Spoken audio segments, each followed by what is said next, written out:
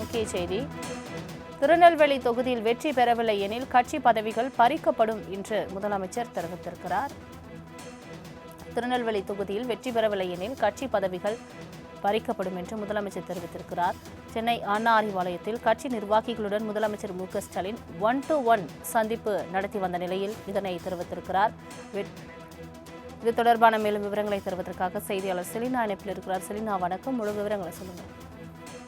சட்டமன்ற தேர்தலுக்கு இன்னும் சில மாதங்களே இருக்கக்கூடிய நிலையில் முதலமைச்சர் மு.க.ஸ்டாலின் சட்டமன்ற நிர்வாகிகள் மற்றும் அந்த தொகுதியில் இருக்கக்கூடிய திமுக நிர்வாகிகளுடன் தொடர்ச்சியாக ஆலோசனை மேற்கொள்ளப்பட்டு வருகிறார். அந்த வகையில் இன்று திருநெல்வேலி மற்றும் சங்கரன்கோவில் சட்டமன்ற தொகுதி நிர்வாகிகளுடன் முதலமைச்சர் மு.க.ஸ்டாலின் உடன்பிறப்பே வா என்ற தலைப்பில் 1-to-1 சந்திப்பு என்பது நடத்தி வருகிறார்.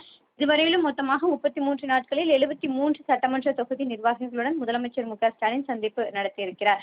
இந்த சந்திப்பின் போது முதலமைச்சர் சில அறிவுரைகளை சட்டமன்ற நிர்வாகிகளுக்கு வழங்கியதாக கூறப்படுகிறது.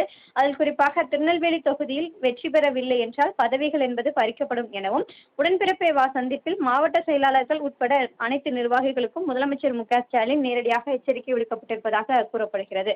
குறிப்பாக திருநெல்வேலி தொகுதியை பொறுத்தவரையிலும் அவ்வப்போது அங்கிருக்கக்கூடிய மாவட்ட செயலாளர்கள், அதே போல நகர்மன்ற செயலாளர்கள் உள்ளிட்டோர்களுக்கு இடையே பிரச்சனைகள் என்பது எழுவதாக கூறப்பட்டு வந்தது. அதே போல இது தொடர்பாகவும் அடிக்கடி பேச்சுவார்த்தையும் கூட அங்க இருக்கக்கூடிய பொறுப்பு அமைச்சர்கள் நடத்தி வந்தார்கள். இந்த நிலையில்தான் முதலமைச்சர் மு.க.ஸ்டாலின் இந்த தொகுதியில் வெற்றி பெறவில்லை என்றால் நேரடியாக அவர்கள் மீது நடவடிக்கை எடுக்கப்பட்டு பதவிகள் என்பது பறிக்கப்படும் எனவும் நேரடியாக எச்சரிக்கை என்பது விடுக்கப்பட்டிருப்பதாக கூறப்படுகிறது. திருநெல்வேலி தொகுதியை பொறுத்தவரையிலும் திமுகவிற்கு தான் வெற்றி பெற வேண்டும் என்று எச்சரிக்கையும் விடுக்கப்பட்டிருக்கிறார்.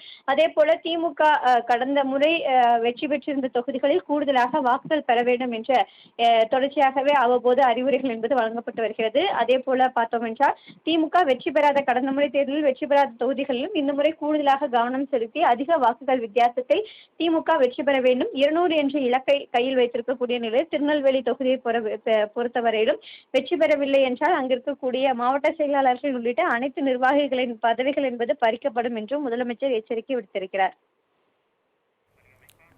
தங்களின் முழு விவரங்களுக்கு நன்றி செலினா.